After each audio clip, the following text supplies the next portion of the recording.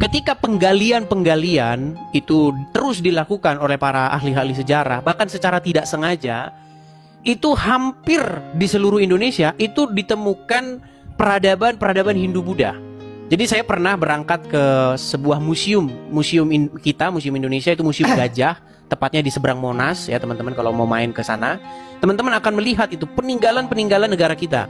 Ketika penggalian dilakukan di Pulau Jawa, di Pulau Kalimantan, di mana-mana, di Padang Sumatera Barat ya, itu ditemukan yang namanya seperti arca-arca peninggalan-peninggalan agama Hindu dan Buddha seperti itu. Ada satu arca besar sekali itu ditemukan di daerah antara perbatasan Sumatera Barat dan Jambi. Jadi saya baca deskripsinya itu. Jadi selama ini itu petani itu menggosok aritnya atau menggosok alat-alat pertaniannya di situ. Mereka menggosok di situ karena di bekas kaki atau tangannya itu ada bekas gosokan. Nah, pada suatu waktu ini orang penasaran, ini apa ini batu ini ketika ingin disingkirkan. Ternyata setelah digali-gali, oh ternyata itu arca. Itu besar sekali, itu gede sekali dia. Nah, itu peninggalan. Nah, kalau kita belajar sejarah ya, belajar sejarah bagaimana Islam berkembang di Nusantara, di Indonesia, kita jangan menutup-nutupi. Cuman saya tidak berani speak up karena saya itu nggak berani ngomong kalau saya nggak benar-benar menguasai. Tapi informasi yang saya dengar memang seperti itu. Memang pada waktu Islam berkembang, ketika dia mulai besar, mulai menduduki kekuasaan, mereka melakukan yang namanya kekerasan dan pemaksaan agama. Seperti itu. Iya.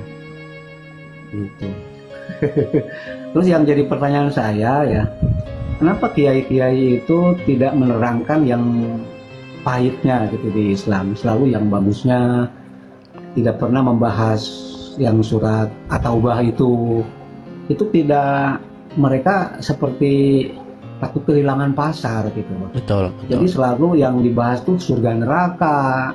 Oh, bahwa nanti itu bidadari. Saya bilang kalau hanya cuman main begitu ngapain sih kita jungkir balik ibadah? Gitu loh. Saya berpikir begitu. Cuman saya sendiri malah dianggap ini lu Islam apa bukan? Itu banyak. Tapi Anda kritis. Anda kritis nih, Bang. Anda ini adalah orang-orang yang kritis begitu. Makanya saya kadang-kadang orang Islam itu menganggap saya ini seperti asal bicara. Padahal orang yang mempelajari Al-Quran dengan sungguh-sungguh mendalam, mempelajari hadis dengan sungguh-sungguh mendalam, akan mengalami hal yang Anda alami. Itu sudah saya alami begitu loh. Memang akan berat sekali untuk mempercayai dua kitab itu. Bahkan saya sambil bercanda, kalau Anda sungguh-sungguh mendalami Al-Quran, mendalami hadis, dalam satu malam saja, maka keesokan paginya Anda akan menelpon tukang loak agar segera membawa buku-buku itu dari rumah Anda. Iya. Aku sering banget dengar sampai ngomong begitu. Tapi begini Bang, intinya masyarakat kita itu harus memang dimajukan pikirannya. Masyarakat Indonesia itu harus ada reformasi begitu dalam hal berpikir seperti itu. Nah, orang Indonesia ini tidak maju-maju. Kenapa orang Indonesia ini terus-menerus, mayoritas ya, saya tidak katakan semua. Kenapa mayoritas dari rakyat orang Indonesia tidak maju-maju? Karena habis waktunya baca huruf-huruf Arab itu. Pagi-pagi udah baca. Salah bacanya itu. Anak-anak, teman-teman sekalian pengajian nanti kumpul di Masjid At-Taqwa ya. Itu habis waktu anak-anak kita mempelajari hal-hal tidak berguna. Gitu loh. Iya, betul. Saya setuju, Pak. Saya setuju. Makanya kemungkinan Indonesia itu 2045 kalau masih seperti ini ya sulit. Karena gini ya, saya pernah mendengar di TikTok. Ini orang Islam juga yang ngomong. Negara paling rajin berdoa itu orang Indonesia. Kerjanya sedikit. Nah, dibalik negara yang doanya sedikit tapi kerjanya banyak, Belanda. Makanya ekonomi Belanda tinggi terus. Nah, saya agak curiga. Kita kan dijajah Belanda 350 tahun ya. Apa memang ini tuh kejahatan terstrukturalnya orang penjajah dulu gitu ya, supaya saya tidak setuju saya dengan itu. Itu kita agak berbeda pendapat. Gini, Bang Atep. sebenarnya pendidikan atau pola hidup, artinya dalam 24 jam ini orang-orang kita, orang Indonesia ini harus mengisi waktunya dengan apa? Itu yang harus kita ubah gitu loh. Makanya kalau saya jadi menteri, ada menteri kemajuan anak-anak bangsa, harusnya ada menteri begitu. Saya akan rubah ini jam-jamnya. Karena bayangin Bang, bayangin. Jam 6 sholat, jam 7 sholat, jam 12 sholat, jam 5 pagi. Bayangin, ini waktu habis buat sholat-sholat saja. Mending kalau tahu artinya.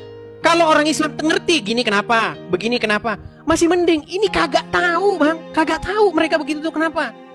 Yang diucapin juga apa juga kagak tahu. Bayangin, lagi gongseng-gongseng mie goreng, sreng.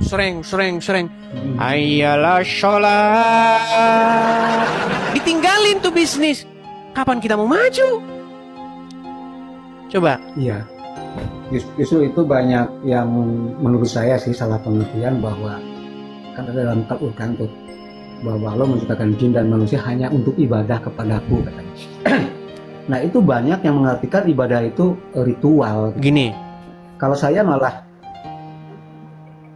gimana? Ya, itu kan dikatakan, tidaklah kami ciptakan jin dan malaikat illa liya'budun, katanya, kecuali untuk beribadah kepadaku, kecuali untuk menyembahku. Jadi memang saya pernah membahas tema ini. Seorang muslim yang sejati harus beribadah selama 24 jam.